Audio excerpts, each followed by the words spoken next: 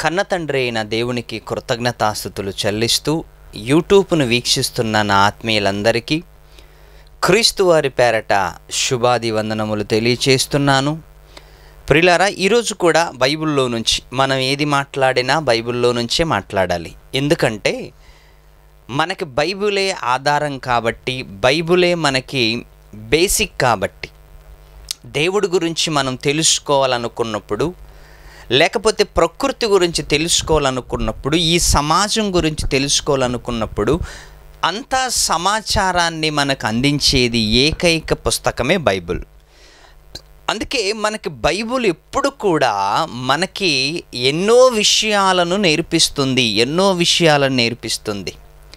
అలా నేర్పిస్తున్న ఏకైక గ్రంథమే బైబిల్. మరి ఈ బైబిల్లో మనం ఎన్నో విషయాలను నేర్చుకోవాలి. ఈరోజు ఎన్నో విషయాలను నేర్చుకోవాలి, సమాజానికి నేర్పించటానికి ప్రయత్నం చేయాలి. ఎందుకంటే మనిషిగా మనం పుట్టాము అంటే ఈ లోకములో ఏదో ఒక పని చేసి చావాలి. అలా పని చేసి చావాలన్నప్పుడు ఏదో పనికిరాని పనులు చేసి కాదు, మంచి పనులు చేసి ఏమండి, 4 తరాలు నిన్ను గుర్తించుకునేలా నీ ఒక మంచి పనులు చెయ్యాలి. నలుగురు నిన్ను గుర్తించుకునేలా పని చెయ్యాలి. పరలోకమందున్న దేవుడు నిన్ను గుర్తించుకునేలా పని చెయ్యాలి. అందుకే భూమి మీద నీవు పుట్టావు అంటే, నేను పుట్టాము అంటే ఏదో మంచి కార్యక్రమాలు మనం చెయ్యాలి. పనికిరాని కార్యక్రమాలు కాదు. పనికిరాని కార్యక్రమాలు చేసి మన ఆరోగ్యాలు పాడు చేసుకోవటం కంటే మంచి పని చేసి మనం పరలోకమందున్న దేవుడికి ఇష్టలుగా ఉండటానికి మనం ప్రయత్నం చేద్దాం. మరి ఈరోజు బైబిల్లో నుంచి ఒక ప్రత్యేకమైన అంశాన్ని మాట్లాడుకుందాం. ఈరోజు ఒక ప్రత్యేకమైన అంశాన్ని. ఎందుకు ప్రత్యేకమైనది అంటున్నాను అంటే ప్రియులారా, చాలా ప్రాముఖ్యమైన విషయం. మరి ఈరోజు సమాజంలో ఈ ప్రకృతిలో లేకపోతే ఈ లోకములో మనమందరూ కూడా కన్ఫ్యూజ్లో ఉంటున్న విషయాలు చాలా ఉన్నాయి. మనుషులందరూ కన్ఫ్యూజ్లో ఉంటున్న విషయాలు చాలా సమాజంలో లేవనెత్తారు. మరి అందులో మనం కూడా ఒక్కొక్కసారి ఆలోచిస్తుంటాం. ఏంటి అంటే, అసలు ఈ లోకములో ఒరిజినల్గా దేవుడెవరు అని మనకు ప్రశ్న రావచ్చు. ఒరిజినల్గా దేవుడెవరు ఏంటి? చాలా రకాల విభిన్న మతాలలో, విభిన్న కులాలలో, విభిన్న వర్గాలలో ఎంతోమంది దేవుళ్ళున్న ఈ ప్రపంచములో ఒరిజినల్గా నిజమైన దేవుణ్ణి పట్టుకోవటం ఎలా? ఏమండి, ఒరిజినల్గా దేవుణ్ణి పట్టుకోవటం ఎలా?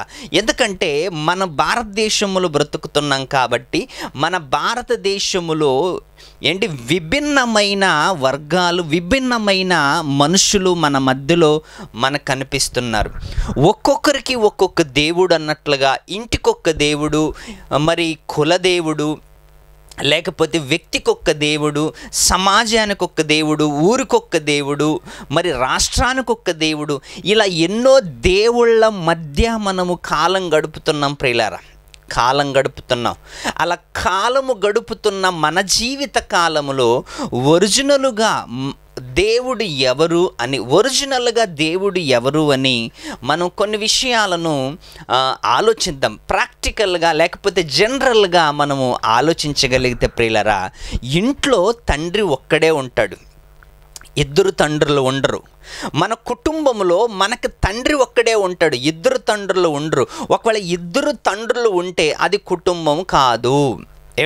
మన కుటుంబానికి తండ్రి ఒక్కడే ఉంటాడు. మన భారతదేశానికి ప్రధానమంత్రి ఒక్కడే ఉంటాడు. ఇదంతా మనకు తెలిసిన విషయమే. మన భారతదేశానికి ప్రధానమంత్రి ఒక్కడే ఉంటాడు. మన కుటుంబానికి తండ్రి ఒక్కడే ఉంటాడు. మరి ప్రపంచానికి దేవుడు ఒక్కడే ఉంటాడు. ఈ విశ్వానికి దేవుడు ఒక్కడే ఉంటాడు. విశ్వానికి దేవుడు ఒక్కడే ఉంటాడు. మన దేశానికి ప్రధానమంత్రి ఒక్కడే ఉంటాడు. మన ఇంటికి మన తండ్రి ఒక్కడే ఉంటాడు. మరి ఒక్కడు ఉంటేనే అన్ని క్రమ పద్ధతిలో నడుస్తుంటాయి, ఒక్కడు ఉంటేనే అన్ని క్రమంగా నడుస్తుంటాయి ప్రియులారా. అన్ని క్రమముగా నడవాలంటే ఒకని మాట మీద నడవాలి. అదే ఒక పని మీద 10 మంది అధికారులు ఉన్నారనుకోండి, ఒక్క పని మీద 10 మంది అధికారులు ఉన్నారనుకోండి, పని జరగదు, గొడవలు ఎక్కువ అవుతాయి.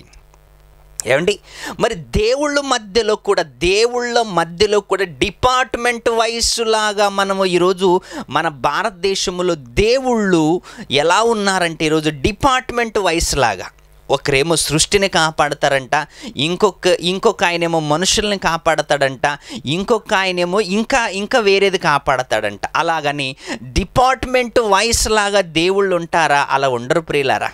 ఎందుకంటే ఒక దాని మీద 10 మంది ఆలోచన ఉందనుకోండి, ఒక వస్తువు మీద సృష్టి ఒక వస్తువు అనుకోండి, ఈ సృష్టి మీద 10 మంది దేవుళ్ళు ఆలోచన ఉందనుకోండి, సృష్టి నడవకుండా ఎప్పుడో బద్దలైపోవాలి.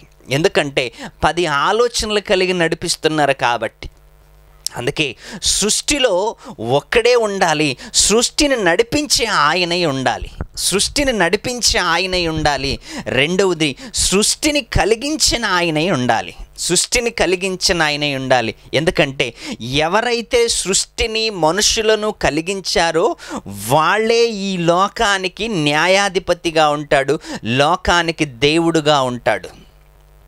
మరి ఈరోజు విభిన్నమైన మతాలలో మనం బ్రతుకుతున్నాం, విభిన్నమైన మతాలు. ఏమండి, ఎంతోమంది దేవుళ్ళ మధ్యలో మనం జీవనాన్ని కొనసాగిస్తున్నప్పుడు నిజముగా ఒరిజినలుగా దేవుణ్ణి పట్టుకోవటం ఈ సమాజంలో అందరికీ కష్టమైపోయింది. ఎందుకు కష్టమైపోయిందంటే డూప్లికేట్ వాళ్ళు ఎక్కువ వచ్చిన తర్వాత ఒరిజినల్ ఆయన దొరకటం చాలా కష్టం. అంతే కదండి. డూప్లికేట్ నోటుల్లో 100 నోటులు డూప్లికేట్లు ఉన్నాయి అనుకోండి, అందులో ఒక ఒరిజినల్ నోటు ఒకటి ఉందనుకోండి, ఆ ఒక నోటుని ఒరిజినల్ నోటుని డూప్లికేట్ నోట్లలో వెతుక్కోవటం చాలా కష్టం.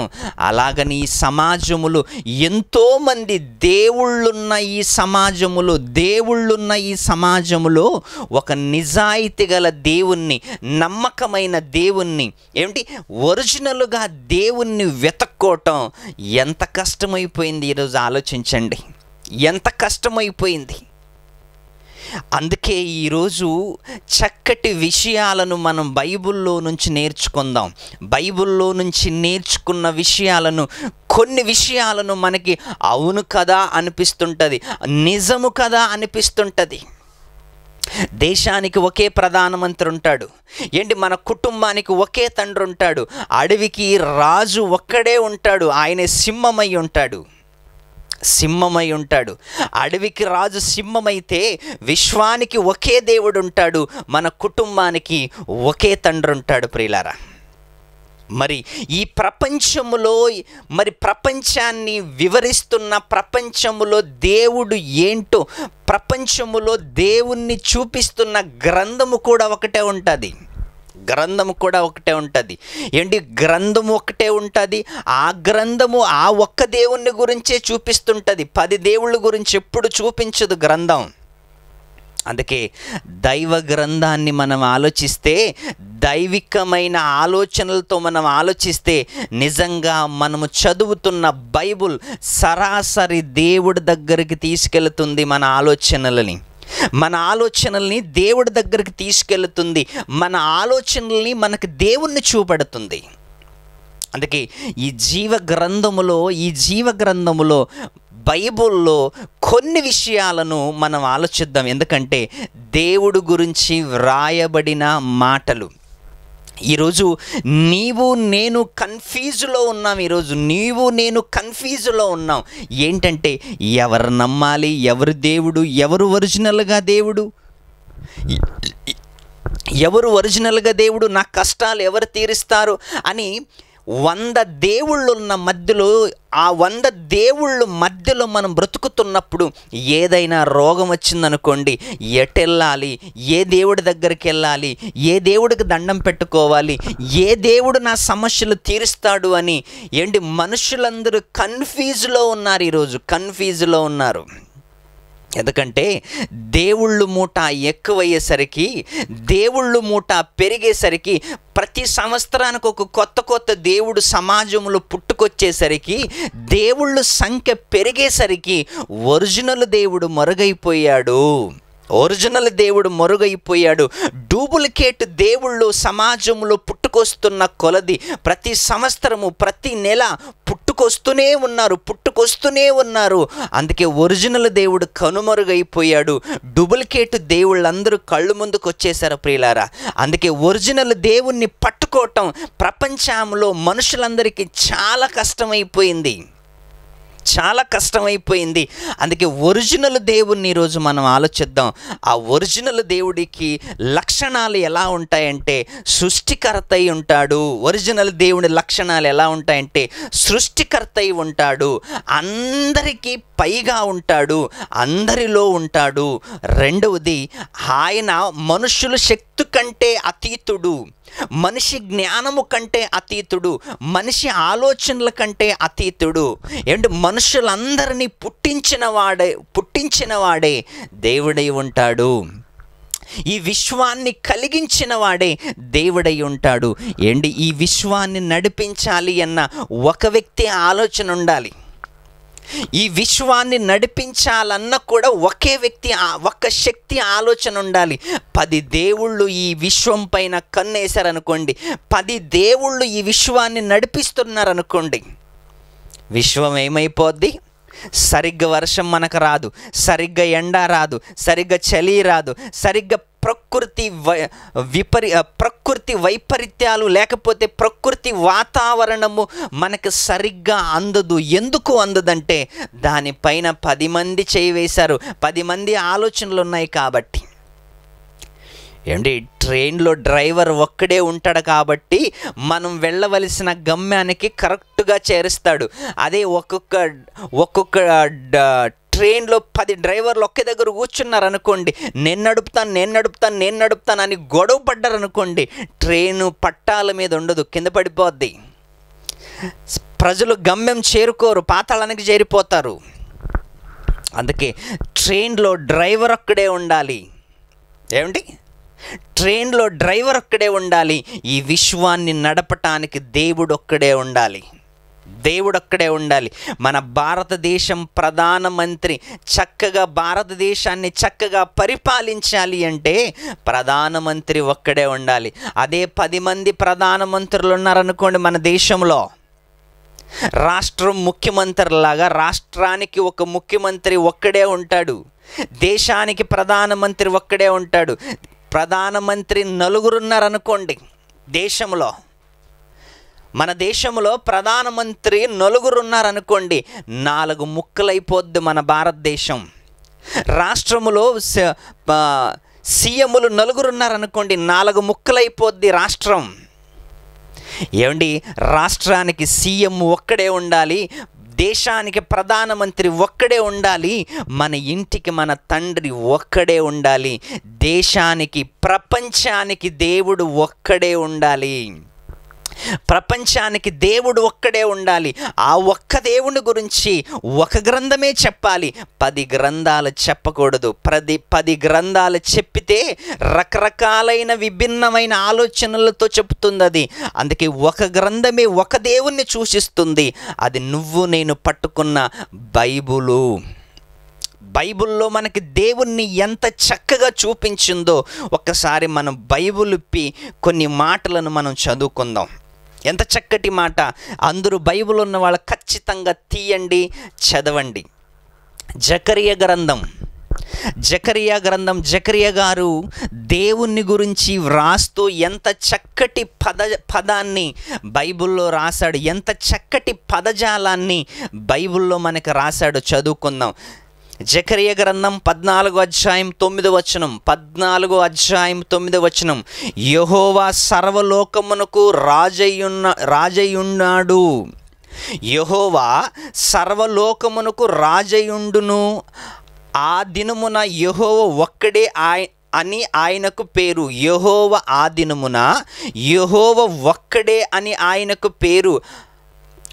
పేరు ఒక్కడే అని తెలియబడును. అంటే యెహోవా ఒక్కడే అని ఆయనకు పేరంట. ఒక్కడే ఒక్కడే ఒక్కడే అని ఆయనకు ఒక్కడే అని పేరు. ఒక్కడే, ఇంకా అనేక మంది లేరు. ఏమంటున్నాడు భక్తుడు? యెహోవా సర్వలోకమునకు రాజయుండును. సర్వలోకమునకు, ఏంటి? రాష్ట్రానికి కాదు, దేశానికి కాదు, జిల్లాకి కాదు, సర్వలోకమునకు రాజయుండును. ఆ దినమున యెహోవా ఒక్కడే అని ఆయనకు పేరు. యెహోవా ఒక్కడే అని ఆయనకు పేరు. సర్వలోకమునకు రాజయుండును. సర్వలోకానికి కింగు. ఏమండి? దేశానికి ఒక కింగ్ ఉంటాడు, దేశానికి ఒక కింగ్ ఉంటాడు, సర్వలోకానికి ఒక కింగ్ ఉన్నాడు. ఆయన ఎవరో తెలుసా? యెహోవా అని ఆయనకు పేరు. యెహోవా అని ఆయనకు పేరు. యెహోవా అని బైబిల్లో యెహోవా గురించి ఎన్నో విధాలుగా ఆయనకున్న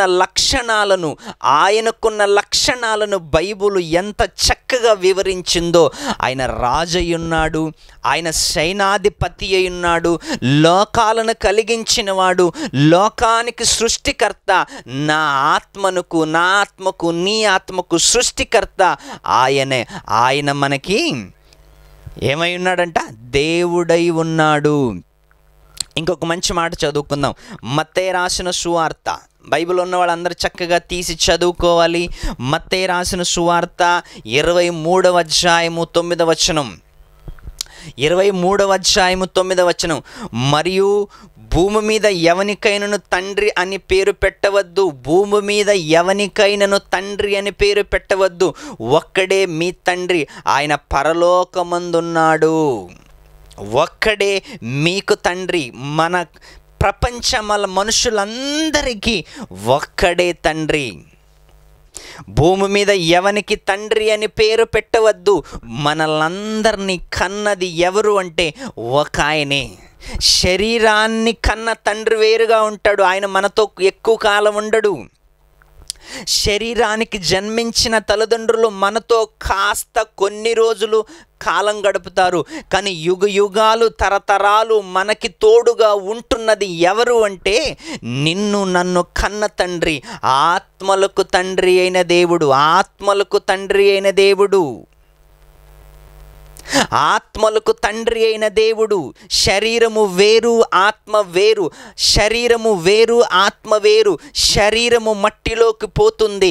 శరీరాన్ని నడిపిస్తున్న ఆత్మ, ఆ పరమాత్ముని దగ్గర నుంచి వచ్చిన ఆత్మ మళ్ళీ పరమాత్ముని దగ్గరికి వెళ్ళాలి, ఖచ్చితంగా వెళ్ళాలి. ఎందుకంటే దాని నిర్మాణకుడు ఆయనే కాబట్టి, ఆయన దగ్గరికి వెళ్ళాలి ప్రియులారా. మళ్ళీ ఇంకొక మాట చదువుకుందాం.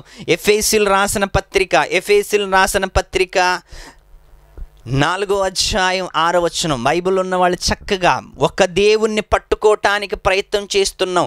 ఒరిజినల్ దేవుణ్ణి పట్టుకోవటానికి ప్రయత్నం చేస్తున్నాం. విశ్వాన్ని కలిగించిన దేవుణ్ణి పట్టుకోవటానికి ప్రయత్నం చేస్తున్నాం. లోకాలను కలిగించిన దేవుణ్ణి పట్టుకోవటానికి ప్రయత్నం చేస్తున్నాం. మన కన్న తండ్రిని పట్టుకోవటానికి ప్రయత్నం చేస్తున్నాం. అదే మనం చేస్తున్న ప్రయత్నం. ఎఫెసీయులకు రాసిన పత్రిక 4వ అధ్యాయం 6వ వచనం. అందరికీ తండ్రి అయిన దేవుడు, అందరికీ తండ్రి అయిన వాడు దేవుడు తండ్రిగా ఉన్నాడు, దేవుడుగా ఉన్నాడు. చూసారా? అందరికీ తండ్రి అయిన దేవుడు ఒక్కడే. అందరికీ తండ్రి అయిన దేవుడు తండ్రిగా ఉన్నాడు, దేవుడుగా ఉన్నాడు. దేవుడు అంటే పరిపాలకుడు, తండ్రి అంటే కన్న తండ్రి, మనల్ని పుట్టించిన ఆయన. దేవుడు అంటే పరిపాలకుడు, ఉన్నవాడు, ఎంతకాలము నుంచి ఉన్నాడు? కోటాను కోట్ల సంవత్సరాల నుంచి. ఆయనకి ఆది అంతము లేదు, ఉన్నవాడు అని చెప్తున్నాడు ఆయన. మోషే ద్వారా ఏమంటున్నాడు తెలుసా? నేను ఉన్నవాడును అనువాడునై ఉన్నాను. నేను ఉండేవాడనయ్యా, ఉండేవాడని. ఎఫెసు పత్రికలో ఏమంటుంది? అందరికీ తండ్రి అయిన దేవుడు ఒక్కడే, ఆయన అందరికీ పైగా ఉన్నవాడై అందరికీ పైగా ఉన్నాడంట. ఏమండి, దేవుడు ఎక్కడున్నాడని మనం అడిగితే అందరికీ పైగా ఉన్నాడంట. మరి అందరికీ పైగా ఉన్న ఆయన ఏం చేస్తున్నాడు? కాదు, అందరిలో ఉన్నాడంట, అందరిలో ఉన్నాడు. ఏంటి?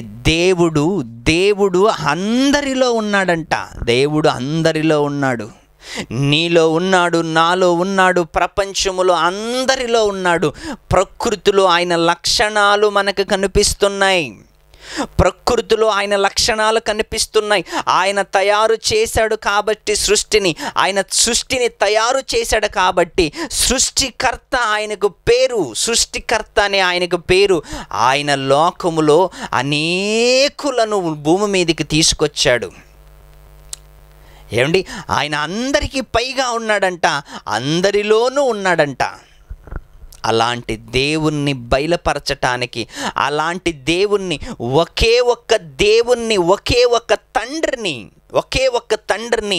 బయలుపరచటానికి, తెలియచేయటానికి, తండ్రి గురించి సంపూర్ణంగా మనకి వివరించటానికి వచ్చిన వ్యక్తి, ఏకైక శక్తి యేసుక్రీస్తు వారు. ప్రియులారా, తండ్రి రొమ్మున ఆనుకొని ఉన్న కుమారుడు, తండ్రి దగ్గర ఉన్న కుమారుడు, ఏకైక కుమారుడు, పరలోకము నుండి దిగి వచ్చిన యేసుక్రీస్తు వారు.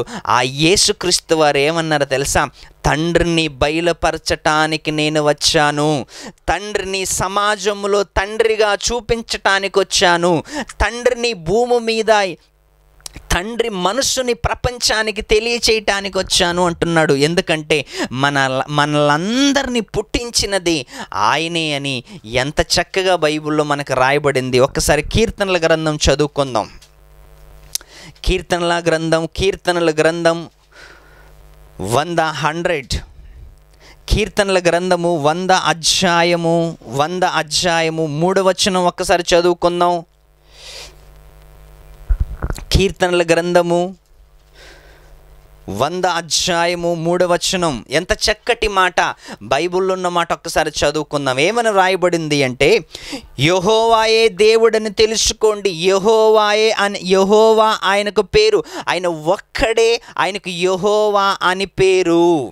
ఆ యెహోవా గురించి బైబిల్లో చక్కటి మాట వ్రాయబడింది. గ్రంథకర్త ఏమండి రాస్తున్న మాట మనం చదువుకుందాం. యెహోవాయే దేవుడని తెలుసుకోండి, ఆయనే మనలను పుట్టించెను. యెహోవాయే దేవుడని తెలుసుకోనుడి, ఆయనే మనలను పుట్టించెను. పుట్టించిన ఆయన తండ్రి అవుతాడు, కాపాడుచున్న ఆయన దేవుడు అవుతాడు. తండ్రి అయినా దేవుడైనా అన్ని పాత్రలు పోషిస్తూ మనలను పోషిస్తున్నది ఆ పరలోకమందున్న తండ్రి. యెహోవాయే దేవుడని తెలుసుకోండి, ఆయనే మనలను పుట్టించెను, మనము ఆయన వారము. ఎవరి వారమంట? మనము ఆయన వారము. మనమందరూ ఆయన వారము కాబట్టే ఆయన మనలను పరిపాలిస్తున్నాడు. మనమందరూ ఆయన వారం కాబట్టే మనలను కాపాడుతున్నాడు. మన కోసము సృష్టిని కాపాడుతున్నాడు, మన కోసం విశ్వాన్ని కాపాడుతున్నాడు, మన కోసం అన్ని రకాలైన సౌకర్యాలు పరలోకముందున్న తండ్రి మనకి ఇస్తున్నాడు. ప్రియులారా, అన్ని సౌకర్యాలు మనకిస్తున్నాడు, అన్ని విధాలుగా మనల్ని కాపాడుతున్నాడు పరలోకమందున్న తండ్రి. అందుకే ఆయనకు దేవుడని పేరు, మన కన్న తండ్రి అంట. ప్రియులారా, ఒక్కసారి ఆలోచించండి. ఇంకా ఎన్నో రకాలుగా ఆయన ఒక్కడే అని ఎన్నో రెఫరెన్సులు బైబిల్లో ఉన్నాయి. ఆయన ఒక్కడే, ఆయన పేరు యెహోవా.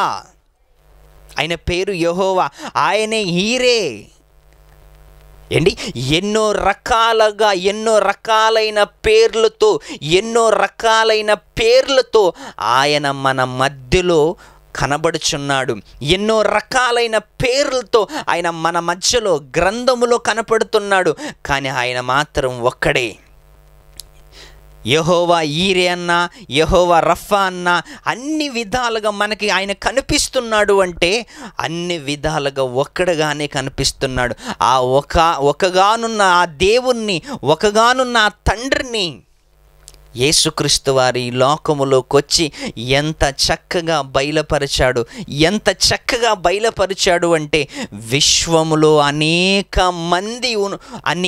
మందికి దేవుణ్ణి పరిచయం చేయాలని తండ్రి గురించి మాట్లాడుతూ మొట్టమొదటి మాట ఏమన్నాడు తెలుసా? పరలోకముందున్న మా తండ్రిని ప్రార్థన చేయండి అన్నాడు. ప్రభువా, మేము ఎలా బ్రతకాలి? మేము అన్ని వదులుకొని వచ్చాము, మేము అన్ని వదిలిపెట్టి వచ్చాము, మా పరిస్థితి ఏంటి, మా తిండి ఏంటి, మేము ఎలా బ్రతకాలని యేసుక్రీస్తు వారిని శిష్యులు అడుగుతున్నప్పుడు యేసుక్రీస్తు వారు ఏమన్నారు తెలుసా? మీరు ఇలాగడగండి తండ్రిని. ఏమని అడుగుతారు తెలుసా? పరలోకమందున్న మా తండ్రి అంటే మీ తండ్రి, నా తండ్రి పరలోకంలో ఉన్నాడు. ఆయన మనందరికీ తండ్రి. దేవుడు కూడా ఒకరోజు మరియమ్మ గారు ముట్టుకోవటానికి వెళ్ళాడు. యేసుక్రీస్తుని ముట్టుకోవటానికి వెళ్ళింది. అప్పుడు యేసుక్రీస్తు వారు ఏమన్నారు తెలుసా? అమ్మా, నన్ను ముట్టుకోవద్దు, నేనింకా తండ్రి దగ్గరికి వెళ్ళలేదు. మీ తండ్రియు నా తండ్రియు అంటున్నాడు. మీ తండ్రి నా తండ్రి, నాకు తండ్రిగా ఉన్న ఆయన మీకు కూడా తండ్రి, నాకు దేవుడుగా ఉన్న ఆయన మీకు కూడా దేవుడు. నా దేవుడు మీ దేవుడు. అంటే బైబిల్లో మనకి అన్ని విషయాలను మాట్లాడుతుంటే, అన్ని విషయాలు మనం నేర్చుకుంటుంటే ఒకే ఒక దేవుణ్ణి గ్రంథము మనకి చూపిస్తుంది. ఆయన పేరే యెహోవా అని మనకి బైబిల్లో ఎన్నో వచనాలు మనకు చూపిస్తున్నాయి ప్రియులారా. అందుకే ఇంతమంది దేవుళ్ళ మధ్య మనం బ్రతుకుతున్నప్పుడు మనం కన్ఫ్యూజ్ కాకుండా చక్కగా మనము నమ్ముకున్న దేవుణ్ణి పట్టుకోవటానికి, మనము నమ్ముకున్న దేవుణ్ణి తెలుసుకోవటానికి మీరు ప్రయత్నం చేయాలి. ఎందుకే ఎవరిని పడితే వారిని గుడ్డిగా నమ్మకండి, ఎవరిని పడితే వారిని విశ్వసించకండి, ఎవరిని పడితే వారిని దేవుడు అనకండి. ఎందుకంటే దేవుళ్ళు సంఖ్య రోజు రోజుకి పెరిగిపోతున్నాయి కాబట్టి ఒరిజినల్గా దేవుణ్ణి పట్టుకోవటం ప్రపంచంలో మనుషులందరికీ చాలా కష్టమైపోయింది. ఇంతమంది రోజు రోజుకి పుట్టుకొస్తున్న ఈ దేవుళ్ళ మధ్యలో. అందుకే ఒరిజినల్ దేవుణ్ణి పట్టుకోవటానికి మనం ప్రయత్నం చేద్దాం. ఎందుకంటే జీవ గ్రంథము మన చేతిలో ఉంది, జీవాన్ని ఇచ్చేది గ్రంథము మన చేతిలో ఉంది. జీవం కలిగిన మాటలు ఇందులో ఉన్నాయి.